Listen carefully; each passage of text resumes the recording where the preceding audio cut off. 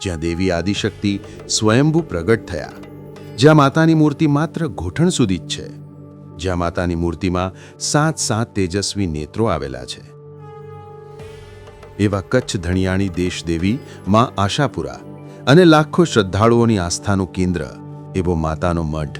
કચ્છમાં આવેલા આશાપુરા માતાના આ સુપ્રસિદ્ધ મંદિરે માતાજીની 6 ફૂટ ઊંચી અને 6 ફૂટ પહોળી સ્વયંભૂ મૂર્તિ બિરાજમાન છે,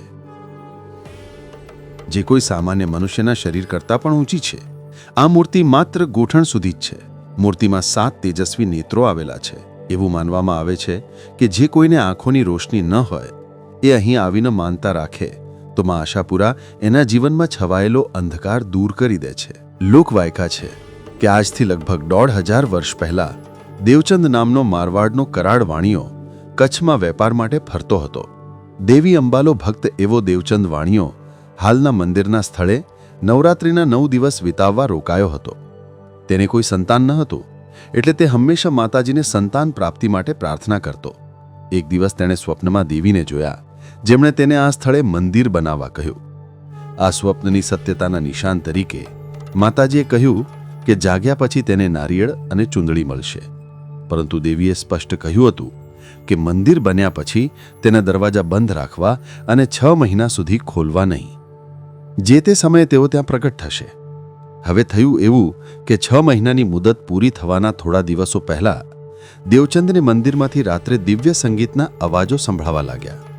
તે થોડા સમય પછી પોતાની જાતને રોકી શક્યો નહીં અને મંદિરના દરવાજા ખોલી નાખ્યા.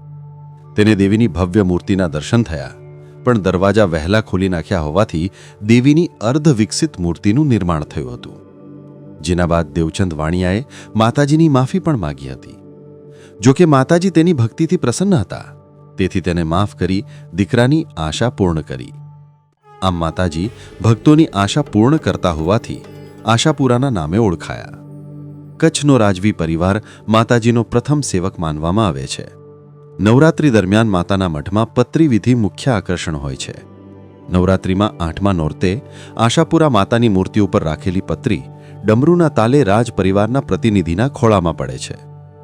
પત્રી પ્રસાદ મળે એટલે એવું કહેવાય કે કચ્છ પર માતાજીની અસીમ કૃપા થઈ.